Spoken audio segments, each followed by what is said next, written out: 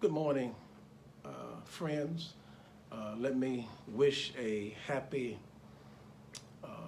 for God for each of you for your presence. Just for a few moments, I'd like to deal with what to the slave is the 4th of July. A very powerful speech that was written and spoken by Frederick Douglass in July of 1852. I happened to read it last night. I kind of want to dissect it for discussion and kind of give my thoughts on it. It's a very powerful presentation by Frederick Douglass, and I encourage you to read it. It was delivered in July 1852. What to the slave is the 4th of July. It was done in Rochester, New York at Corinthian Hall. And in 1852, Douglass does a wonderful job. It's really a rhetorical masterpiece. It's one of the best anti-slavery speeches ever given, according to scholars like John Stauffer and David Blight and Robert Levine and a host of other scholars who agree on what Douglass gave to us as far as a rhetorical masterpiece and challenging America to live up to the promises contained in the Constitution and in the Declaration of Independence. This actually did not take place on July 4th. When Douglass gave this particular speech in July of 1852, it actually took place on July 5th. Number one, because July 4th was on a Sunday. But number two, those African Americans who were free did not observe the 4th of July. They observed July 5th because the 4th of July was filled with hypocrisy, because the majority of African Americans in 1852, 3 million of African Americans were still enslaved, still in bondage, and they were not free. So those African Americans who were free did not observe or acknowledge July 4th. They actually observed July 5th. So this takes place on July 5th, 1852. In 1852, it's important to understand that at this time, Frederick Douglass was 34 years old, and he's at the height of his popularity. Matter of fact, financially, he's wealthy. By 1852, he had written his first book, The Narrative of the Life of Frederick Douglass. He wrote that in 1845. It was a national and international bestseller. By 1847, he had started his first newspaper company, the North Star, that later changed to the Douglass Papers in 1850. By 1852, he's the highest paid orator in the country, black or white. He's getting between $50 and $150 per speech. By 1852, keep in mind, there were no sports. There was no basketball, football, or baseball. Your greatest form of entertainment was actually oratory. The average speech, according to Dr. John Stauffer, was about 2 hours. And people would travel hundreds of miles just to hear a great orator speak. And Douglass could command such an audience and such a drawing. So he's at the height of his career. He's wealthy. He had written his first book, started his first newspaper company. So there's always been the model of a few African Americans doing well, but the group is still suffering. Even though Frederick Douglass was wealthy at this time in 1852, even though he was the highest paid orator in the country, there were still 3 million black folk in slavery. So there's always been the model of few of us doing well, but the masses are still suffering. Even though he's free, even though he's financially rich, even though he's young, he's an author, he's an owner of a business, but yet the majority of African Americans are still in bondage. That's always been the model. Even today, we may have our Oprah Winfreys and our Tyler Perrys and our LeBron James. We may have black billionaires and millionaires, but the masses are still suffering. The masses of black folk don't have health insurance. The masses of black folk are working 2 jobs and still can't make the ends meet. They call them the working poor. So we still have that context even today. So in 1852, Douglass is at the height of his popularity and he's economically wealthy. And so he begins the speech. The speech consists of about 3 moves. It's a 30-page speech. He starts off with a sense of hope. He says America at this time is 76 years old. He says that's a sense of hope. Because it's still young as a nation, it has time to grow and change. Because nations are judged by thousands of years, not hundreds, according to Douglass. So because of America's usefulness as a nation, it has time to grow and change and develop and to be something different and to be something better. So he starts off with hope. He ends up starting off in the introduction, he uplifts the founding fathers. And early on, you can see what he's doing. He says, the 4th of July is your day, your national independence, your political freedom, your fathers, your founding fathers. He uses a personal pronoun. He says your, and he's setting them up for a major move. He starts off with hope. He highlights the founding fathers, and he highlights the youthfulness of America. And then he makes a change in the whole presentation. He says, the 4th of July is yours and not mine. You may rejoice, I must mourn. And then he says this. I'm going to read this part to you. He says, what to the American slave is your 4th of July? I answer, a day that reveals to him more than all other days in the year the gross injustice and cruelty to which he is the constant victim. Now watch what he says. He says, to him, your celebration is a sham. Put a pin right there. He says to him, to the slave, your celebration is a sham.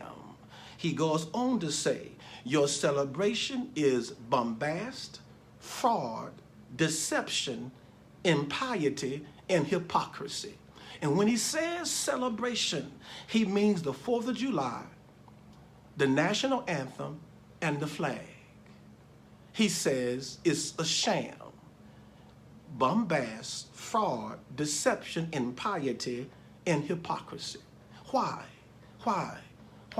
He says, have you brought me here to make fun of me, to mock me, when 3 million of my folk are still in slavery?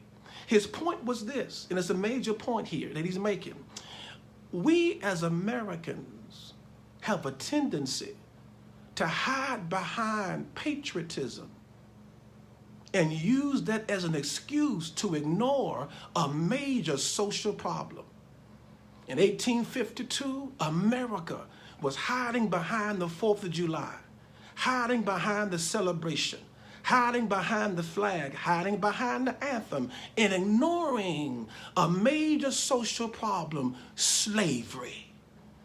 And so America, we have a history of hiding behind patriotism and ignoring major social problems. And Douglass is saying, when that takes place, when we can hide behind patriotism and ignore social problems, our celebration, our 4th of July, our anthem, and our flag is a sham, bombast, fraud, deception, impiety, hypocrisy. And so for about 17 pages, for about 25 minutes, he's rough on the audience. I mean, he's difficult. He's hard on the audience for about 30 minutes. He uplifts the horrors of slavery. But then he does something interesting. He challenges 2 groups. He says, the American slave trade is in existence because of American politics and American religion. So he takes the time and he challenges white politicians to be careful in how they pass laws that affect people's lives. Because by 1852, In 1850, the Fugitive Slave Law was passed, and Congress was passing laws to where slavery was growing and expanding around America and around the country. Matter of fact, the Fugitive Slave Law said you can take a free black person and put them back into slavery by law. That was passed in 1850. So Douglass is challenging white politicians. He's challenging Congress to pass laws and legislations that don't destroy life, but they give power to life. So he challenges the political system and white politicians. Then he challenges American religion, the white church. During this time in 1852, many of the white pulpits, not all, but many of the white pulpits around the country were using the Bible to defend slavery. Slaves, obey your masters. And so they were using the Bible to say slavery was right and it was ordained by God. And Douglass is challenging the white church and white religion to call slavery evil and to fight against it. So he challenges two sources, American politics and American religion. He challenges white politicians and the white church to stand up and say slavery is wrong and then do something to destroy it. But keep in mind now, in 1852, slavery was a major economic engine. You had businesses in the North making money off slavery in the South. Eric Farner, in his book talking about the Underground Railroad movement, highlights how northern businesses made money off slavery. You had businesses like the Brooks brothers, who bought the clothes for the slaves. You had insurance companies in the North who put policies on the slaves. So when the slave died, the masters made money off the slave's death. You had shipping businesses in the North who brought their ships, brought them to the South, brought them to Mobile, Savannah, Georgia, to pick up cotton, sugar, and take them back to New York and then take them over to Europe. So you had businesses in the North who made millions of dollars off slavery in the South. So there was a growing vibe in the country to not end slavery because it made too much money, not only for those in the South, it made money for those in the North.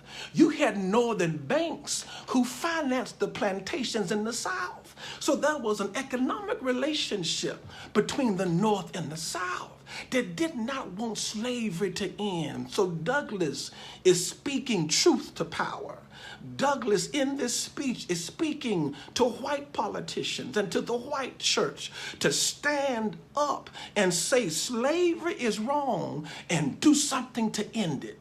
So for about 15 pages in his presentation, for about 30 minutes, he hits the audience hard and he makes them squirm in their seat. But he did not end there. He says this. He said, let me end where I began. Let me end with hope. In the end of his speech, he says, I have hope in the Constitution. Because even though the founding fathers, many of them owned slaves, they did draft a powerful document in the Constitution. He said it's a glorious document. And this Constitution can be used to destroy and dismantle slavery. He said, I got hope in the Declaration of Independence because those two documents can be used to destroy slavery. It's at this point that Frederick Douglass influenced Dr. King, because Dr. King, 100 years later, he used the Constitution and the Declaration of Independence to eat away and destroy the evils of segregation. Dr. King was influenced by the writings of Frederick Douglass. And so Douglass says, I got hope in the Constitution. I got hope in the Declaration of Independence. I cannot leave this presentation without some hope. And here is the hope. It's going to take all of us to face it, fight it, and fix it. Whatever the issues are, we face it together. We fight them together, but then we fix it together. We fix it in such a way where everybody wins. There are no losers. Frederick Douglass gives us the solution to the racial tension in our country. It's going to take white politicians, black politicians. It's going to take white preachers, black preachers, preachers that transcends race to be bold enough to, when something is evil, call it evil. Face it, fight it, and destroy it so human life can live. So everybody can have joy, hope, and power and enjoy the blessings of God. So I leave with a sense of hope. Face it, fight it, and fix it. And Frederick Douglass is right. God bless you. Peace. Have a wonderful 4th of July. Please find that speech by Frederick Douglass and read it for today. It will bless your heart. It'll bless your life. Face it. Fight it, fix it. God bless you.